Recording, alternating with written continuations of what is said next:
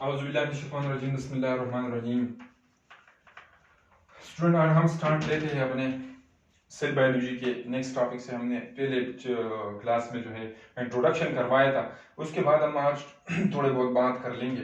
आज हमने जो मेन कंसर्न है वो सेल मेम्ब्रेन पे है। सेल मेम्ब्रेन जो होता है वो हमारे पास होता है the outermost boundary in the animal cell, ठीक है। और क्योंकि प्लांट और सेल की तरफ अगर आप जाए तो उसके बाहर क्या होता है, आउटर मोस्ट बाउंड्री उनका सेल वॉल होता है, फिर ये सेल वॉल के जो है अंदर ये सेल मेम्ब्रेन पड़ा होता है। लेकिन इधर हम पढ़ते हैं, हम डॉक्टर बनने जा रहे हैं, हमारा मेडिकल फील्ड है, we are human, so we are human, we are special animal. So यहाँ पे हम जो है बात किस चीज से स्टार्ट कर लेंगे, यहाँ पे हम बात को स्टार्ट कर लेंगे एक ह्यूमन सेल से, ठीक है। यहाँ पे हमारी इब्तिदा होगी, आउटर मोस्ट बाउंड्री क्या होगी, सेल मेम्ब्रेन होगी। सेल मेम्ब्रेन का दूसरा नाम प्लाज्मा मेम्ब्रेन है, और प्लाज्मा मेम्ब्रेन या इसको प्लाज्मालीमा भी कहा जाता है। क्या? Plasma plasma Lima. वैसे सेल मेम्ब्रेन जो हमारे पास ही बहुत काफी कॉम्प्लिकेटेड, इस पे काफी लेक्चर बनते हैं, लेकिन हम इसको 2-3 लेक्चर के अंदर हमारी कोशिश है कि हम इसको कवर कर ले। हम आते हैं पहले सेल मेम्ब्रेन की कंपोजिशन पे। तो सेल मेम्ब्रेन की कंपोजिशन पे आने से पहले हम आपको पहले छोटे छोटे पॉइंट बता दें।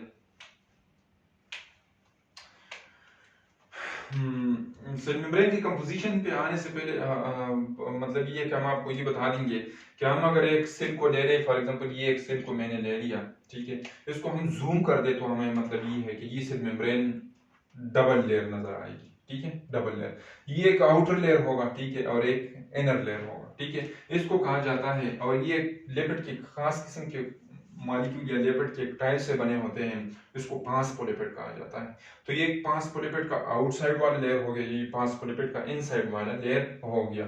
तो इनको कहा जाता है phospholipid bilayer. Bilayer mean one is outer side and one is inner side, this make bilayer, so this is called phospholipid bilayer, ठीक है।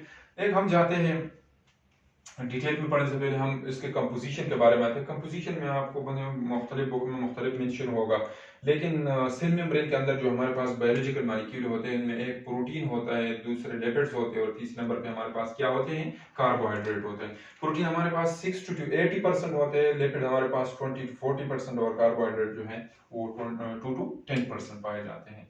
लेकिन हम आते हैं सेल मेम्ब्रेन की स्ट्रक्चर की तरफ। सेल मेम्ब्रेन की स्ट्रक्चर की तरफ अगर हम आना चाहें तो सेल मेम्ब्रेन जो है, मैंने आपको ऑलरेडी बोला है हमारे पास क्या है। इसमें हमारे पास प्रोटीन होंगे, इसमें हमारे पास लिपिड्स होंगे, और इसमें हमारे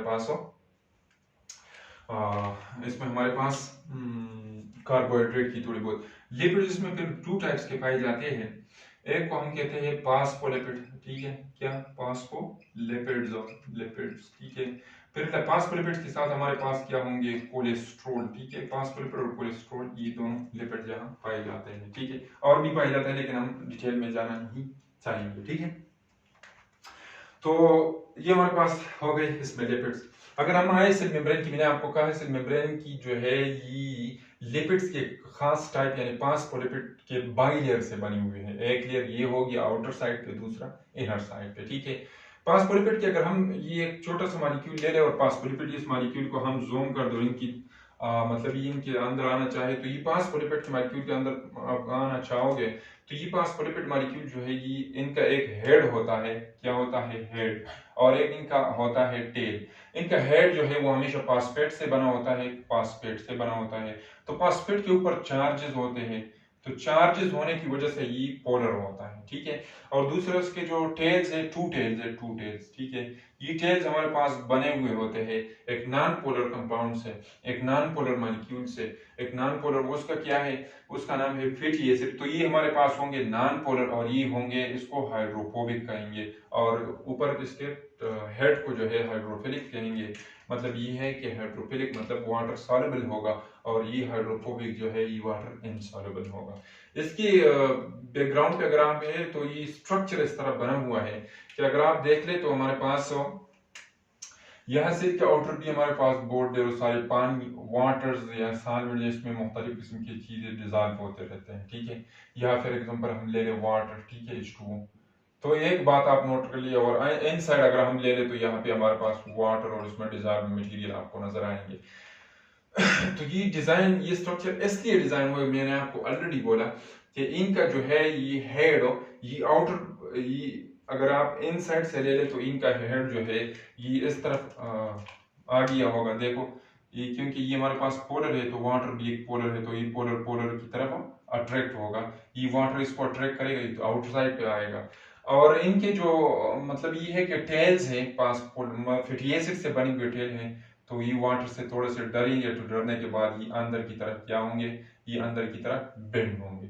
यही सिचुएशन बाहर की तरफ होगा, क्योंकि ये वाटर है तो वाटर इसके साथ मतलब ये इसके वाटर के आने के साथ या फॉर एग्जांपल और पोलर कंपाउंड के आने के साथ जो है इसके हेड जो है वो बाहर की तरफ होंगे, और इसके टेल जो है वो डरने की वजह से इनके जो है टेल वो एक दूसरे के आमना सामना करेंगे। जैसे इनके ये टेल हो गए इस मालिक्यूल के टेल हो गए, तो ये इस तरह बैंड हो गए हैं और इसके अंदर आ गए हैं, ठीक है। हमारे पास एक दूसरे टाइप्स का लिपिड्स में एक दूसरे फॉस्फोलिपिड का तो हमने शेयर, क्योंकि मेन स्ट्रक्चर और मेन बल्क कौन बना देता है, मेन स्ट्रक्चर और मेन बल्क जो बनाता है वो फॉस्फोलिपिड बनाता है। उसके बाद हमारे पास कोलेस्ट्रॉल होते हैं, ये जो ग्रीन कलर से मैंने रिप्रेजेंट किए हैं, ग्रीन कलर से, ये ग्रीन कलर से जो आप कह रहे हैं ये कोलेस्ट्रॉल है, ठीक है। कोलेस्ट्रॉल का काम क्या होता है, ये इस मेम्ब्रेन की फ्लूइडिटी को कंट्रोल करता है, यानी इस मेम्ब्रेन की फ्लूइडिटी का मतलब क्या होता है, फ्लूइडिटी, ये मेम्ब्रेन जो है ये हमारे पास एक रिजिड स्ट्रक्चर नहीं है, ये एक फ्लूइड स्ट्रक्चर है, फ्लूइड मोइजिक स्ट्रक्चर है, इसमें मॉलिक्यूल तैरते हैं, ये फॉस्फोलिपिड है या इसमें जितने भी है प्रोटीन, ये मतलब ये है कि ऐसे तैरते रहते हैं, तो ये जो है ये इसकी फ्लूइडिटी को क्या करता है, कंट्रोल करता है। और याद रखिए जिस सेल में जो है हमारे पास जिस सेल में हमारे पास कोलेस्ट्रॉल ज्यादा होंगे तो उसमें क्या हो जाते हैं, तो उसकी फ्लूइडिटी डिक्रीज हो जाएगी, ठीक है। जिस सेल मेम्ब्रेन में हमारे पास कोलेस्ट्रॉल की तादाद ज्यादा होंगे तो उसकी फ्लूइडिटी डिक्रीज होगी। और ये कोलेस्ट्रॉल बाई डायरेक्शनल काम करते हैं, आपने याद रखना होगा। जब हम चाहते हैं, आप लोगों ने एक पॉइंट भी, आपने 2 पॉइंट नोट की होगी कि हमारे पास जब टेम्परेचर इंतहाई ज्यादा बढ़ जाता है तो टेम्परेचर बढ़ने के साथ साथ क्या हो जाता है, ये मॉलिक्यूल ये वाइब्रेशन स्टार्ट करते हैं कंटेंट, तो इसके दरमियान स्पेस बढ़ जाती है। जब स्पेस बढ़ जाती है तो मॉलिक्यूल के दरमियान जब स्पेस बढ़ती है तो इनकी फ्लूइडिटी और इंक्रीज होती है। लेकिन अगर इसका बैकग्राउंड आप देख ले कि इसका स्ट्रक्चर डिस्ट्रॉय होने से बचाए कौन रखता है, जब आप इसकी मतलब इसको और एनर्जी देते हो तो इसको फ्लूइडिटी और इंक्रीज करते हो, तो फिर ये क्या आते हैं, इसके दरमियान जो ये कोलेस्ट्रॉल मॉलिक्यूल आते हैं तो ये इनको जो है मजीद फिलिंग अपार्ट या इसको डिस्ट्रॉय होने से बचाए रखता है। और अदर वर्ड में ये कह सकते हैं कि ये इनकी फ्लूइडिटी जो है हाई टेम्परेचर पे इनकी फ्लूइडिटी को क्या करेगा, ये इनकी फ्लूइडिटी को डिक्रीज करेगा, ठीक है। एक और बात आती है, जब इस तरह लो टेम्परेचर है तो लो टेम्परेचर में क्या करेगा, लो टेम्परेचर में मॉलिक्यूल एक दूसरे के करीब जाएंगे तो ये लिपिड मॉलिक्यूल जो है ये कोलेस्ट्रॉल मॉलिक्यूल है जो इनको और करीब होने नहीं देगा। जब इनको ज्यादा करीब होने नहीं देगा, इनके दरमियान स्पेसेस ज्यादा बढ़ जाएंगी, तो इसकी वजह से वो क्या करेगा, कोल्ड टेम्परेचर में हमारे पास फ्लूइडिटी जो है उसको इंक्रीज करेगा, ठीक है। इसके बाद हमारे पास आते हैं सेल मेम्ब्रेन के स्ट्रक्चर में दूसरे टाइप से दूसरे नंबर पे प्रोटीन्स। तो सेल मेम्ब्रेन के अंदर हमें 2 टाइप्स के प्रोटीन मिलेंगे, ठीक है, 2 टाइप्स के प्रोटीन। एक से उसको होते हैं, इसको हम कहते हैं एक्सट्रिंसिक प्रोटीन, या एक्सट्रिंसिक प्रोटीन को कहा जाता है पेरिफेरल प्रोटीन, उसको दूसरा नाम क्या कहा जाता है, पेरिफेरल प्रोटीन। तो एक्सट्रिंसिक और पेरिफेरल प्रोटीन क्या होते हैं, यहाँ आते हैं, डायग्राम से हम देख लेते हैं। ये प्रोटीन जो है इसको हम अगर आप बाहर साइड पे ले लें, ठीक है, इस साइड पे या इन साइड पे ले लें, तो इसको हम एक्सट्रिंसिक या पेरिफेरल प्रोटीन का कहते हैं। ये एक्सट्रिंसिक या ये पेरिफेरल प्रोटीन जो है ये असल में कैसे होते हैं, ये असल में अगर मैं इसको बना दूं भी इधर, ठीक है, ये इधर एक और प्रोटीन बना देता हूँ, चलो खैर, ये इसको हम कहेंगे एक्सट्रिंसिक प्रोटीन, ठीक है। ये एक्सट्रिंसिक प्रोटीन जो है ये आउटर सरफेस पे भी आपको मिलेंगे, और इसको पेरिफेरल प्रोटीन भी कहते हैं, एक्सट्रिंसिक प्रोटीन, और ये आपको इनर सरफेस पे भी मिलेंगे। ये क्या करते हैं, ये एक लूज बॉन्ड बनाते हैं, और इस लूज बॉन्ड के साथ जो है इंट्रिंसिक प्रोटीन के साथ हमने पढ़ा नहीं है, लेकिन इन प्रोटीन के साथ ये क्या करते हैं, ये अटैच रहते हैं, ठीक है। इनके फंक्शन हम नहीं पढ़ेंगे इंशाल्लाह, बाद में डिटेल में पढ़ेंगे। इनके बाद हमारे पास होते हैं दूसरे नंबर पे इंट्रिंसिक प्रोटीन, ठीक है।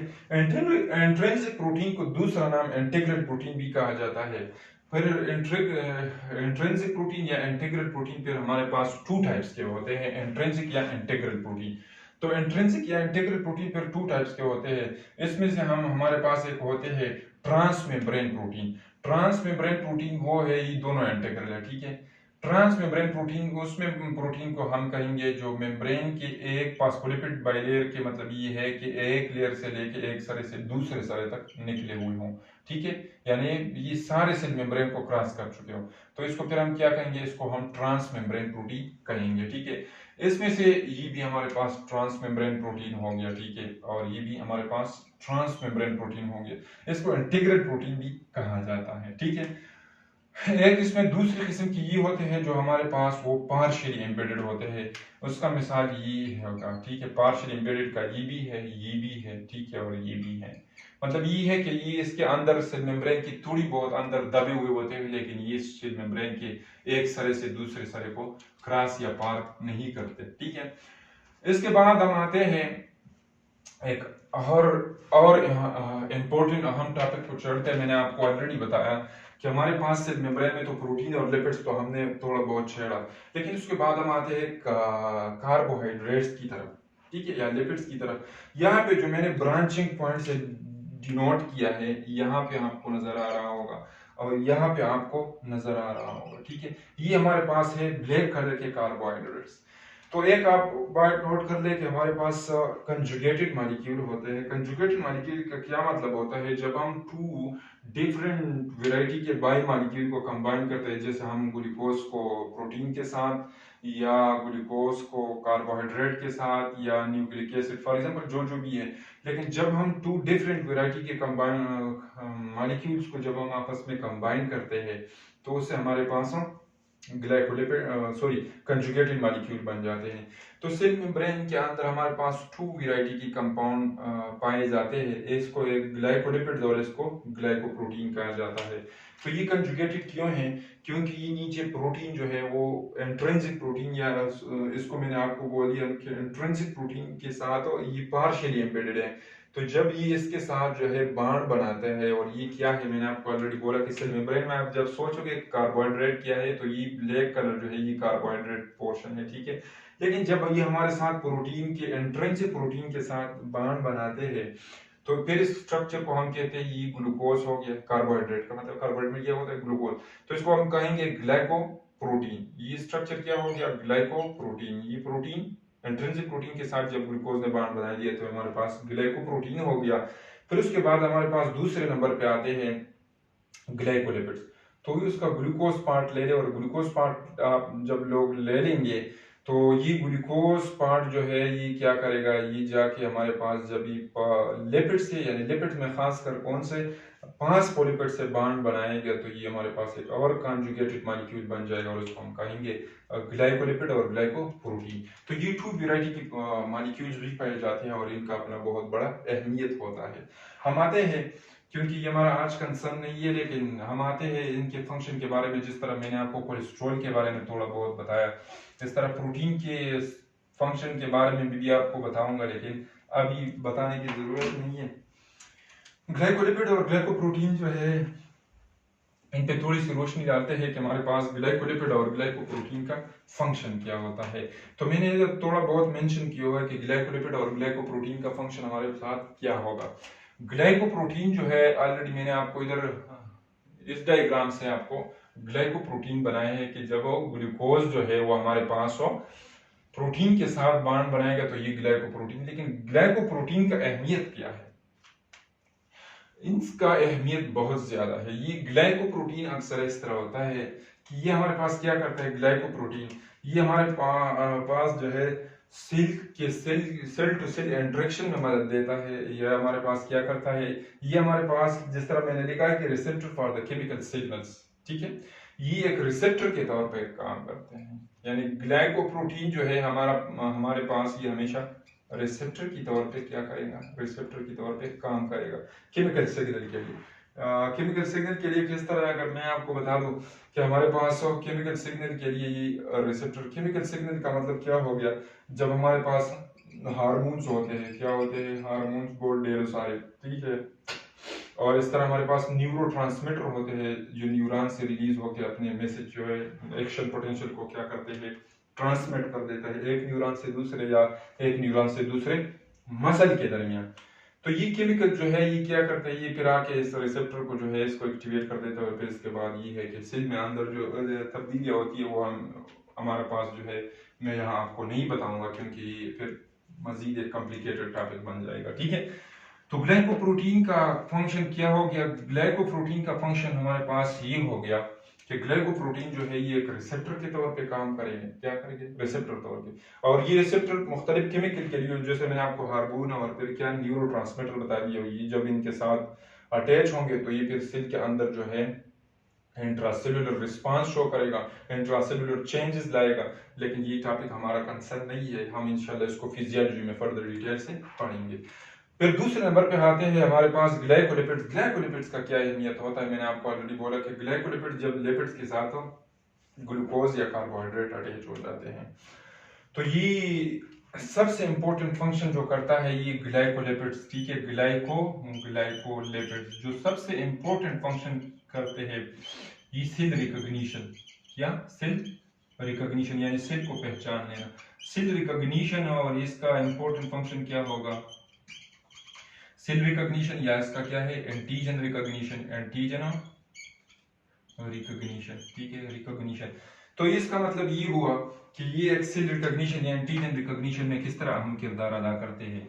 इसका मिसाल हम लेते हैं, ये मतलब ये है कि सेल रिकॉग्निशन या एंटीजन रिकॉग्निशन का दूसरे वर्ड्स में इसका मतलब ये हो कि हमारे पास क्या करता है, ये हमारे पास इम्यूनिटी में हेल्प करते हैं, क्या करते हैं। तो इसका मतलब ये हो गया कि अगर आपके अपने सेल है तो आपके अपने सेल के जो ग्लाइकोलिपिड्स है उसका नेचर एक मतलब डिफरेंट होगा। जब फॉरेन जो है, फॉरेन से अगर कोई पैथोजन आते हैं, बैक्टीरिया या इस तरह, अगर आप उसकी सेल मेम्ब्रेन की तरफ अगर आप देख ले तो उसका जो है ग्लाइकोलिपिड या उसका जो नेचर है वो मुख्तलिफ होगा। या फॉर एग्जांपल ये हमारे पास एंटीजन की तौर पे काम करेगा। तो सेल रिकॉग्निशन का मतलब ये है कि जब हमारे पास अपने बॉडी के सेल्स होंगे, फॉर एग्जांपल मैं आपको कहता हूँ अगर हमारे पास ये WBC हो गया, व्हाइट ब्लड सेल, ठीक है, ये हमारे पास क्या हो गया, ये मेरे पास WBC हो गया। तो WBC हमारे पास व्हाइट ब्लड सेल क्या करते हैं, वो जब इससे मतलब ये है कि इस सेल को किस तरह रिकॉग्नाइज करते हैं, तो ये रिकॉग्नाइज करेंगे जब हमारे पास ये, फॉर एग्जांपल मैं कहता हूँ हमारे पास एक दूसरा नॉर्मल बॉडी सेल है, तो इसके ऊपर लगा हुआ है क्या, ये ग्लाइकोलिपिड लगा हुआ है। तो ये ग्लाइकोलिपिड, मैं सिंपल आपको समझाने की कोशिश करूँ, लेकिन ये ग्लाइकोलिपिड को जब वो पहचान लेगा, ये WBC, ये व्हाइट ब्लड सेल, ठीक है, ये व्हाइट ब्लड सेल जब इसको पहचान लेगा तो उसको पता चलेगा, या फॉर एग्जांपल इसको हम एंटीजन ले रहे हैं, इस ग्लाइकोलिपिड को हम एक एंटीजन का है, लेकिन ये हमारे बॉडी का सेल्फ एंटीजन है, तो इस पे ये हमारे WBC जो है ये इस पे अटैक नहीं करेंगे, इसको कुछ नहीं करेंगे। लेकिन फॉर एग्जांपल अगर ये नॉर्मल सेल के बाद हम ले लेंगे एक बाहर से पैथोजन या बैक्टीरिया आई हुई है, और बैक्टीरिया पे जो हम उसके सेल मेम्ब्रेन पे ये ग्लाइकोलिपिड्स को हम देख ले, तो ये ग्लाइकोलिपिड जब हम इसको देख लेंगे तो ये इनको फौरन लगेगा और फौरन ये इस पे अटैक करेगा और इसको इनगल्फ करके काट जाएगा, ठीक है। तो इस तरह जो है ये हमारे पास क्या करते हैं, इसमें बहुत ढेरों सारे इम्यून सिस्टम में बहुत ढेरों सारे मिसालें मिलते हैं, लेकिन हम वो इधर एक्सप्लेन नहीं करेंगे। दूसरा ग्लाइकोलिपिड्स का जो है दूसरा इंपॉर्टेंट फंक्शन है कि जब हमारे पास टिश्यू बन रहा होता है, टिश्यू, ठीक है, टिश्यू, ये वैसे याद रख ले, तो ये टिश्यू क्या करते हैं, टिश्यू मतलब बहुत ढेरों सारे सेल की कम्बिनेशन से बनता है। तो ये मुख्तलिफ सेल जो मतलब ये जितने भी बहुत ढेरों सारे सेल बन जाते हैं, फॉर एग्जांपल बहुत ढेरों सारे सेल, तो इन ढेरों सारे सेल की कम्बिनेशन को ये एक दूसरे को ये क्या करता है, ये फॉस्फोलिपिड जो है ये से निकल के इन दोनों को अटैच रखता है। तो इसका मतलब ये होगा कि एक दूसरे को अटैचमेंट में हेल्प देते हैं ये ग्लाइकोलिपिड्स। तो ये टिश्यू फॉर्मेशन में क्या करता है, टिश्यू फॉर्मेशन में हेल्प करता है, ठीक है। अगर आपको पूछे कि ग्लाइकोलिपिड का दूसरा फंक्शन क्या है, तो ये टिश्यू फॉर्मेशन में हेल्प करेगा। तो ओके डियर स्टूडेंट्स, ये आज हमारा टॉपिक था, इसमें हमने थोड़ा बहुत सेल मेम्ब्रेन के बारे में पढ़ा, और मुझे इंशाल्लाह उम्मीद है कि आपको ये समझ आया होगा। तो फिर हम इंशाल्लाह इस लेक्चर में हमने अपने सेल मेम्ब्रेन को थोड़ा बहुत एक्सप्लेन किया। इंशाल्लाह आने वाले लेक्चर में हम सेल मेम्ब्रेन के थ्रू जो ट्रांसपोर्ट होता है उनके टाइप्स और उनकी तरीक़ाकार को इंशाल्लाह मज़ीद समझने की कोशिश करेंगे। तो हम सेल मेम्ब्रेन पे एक और वीडियो बनाएंगे इंशाल्लाह। और अगर आपको हमारी वीडियो अच्छी लगी हो तो प्लीज़ आप सारे दोस्तों से मेरी रिक्वेस्ट है कि आप मेरी चैनल को सब्सक्राइब कर दें, ताकि हम मज़ीद वीडियो से आप मतलब ये कि आपको मज़ीद वीडियो की मेरा नोटिफिकेशन आता रहे और आपको जो है आपको आप इन्फॉर्म होते रहे, आपको हमारी वीडियो टाइम पे मिलते रहे। अगर आपको हमारी वीडियो अच्छी लगी हो या इसमें मेरी से कोई गलती हो गई हो तो मैं उसके लिए माजरत ख्वाह, और आपको मेरी वीडियो अच्छी लगी हो तो आप लोगों से मेरी रिक्वेस्ट है कि आप मेरे चैनल को ज़रूर सब्सक्राइब करें। अगर आपको मेरी वीडियो अच्छी लगी हो तो आपको मुझे आप लोगों की मतलब ये है कि मोटिवेशन की ज़रूरत है। सो इंशाल्लाह मैं आगे जाके और वीडियो बनाऊंगा। तो अभी मैं अपना लेक्चर इस जगह पे ख़त्म करना चाहता हूँ। अल्लाह हाफिज़।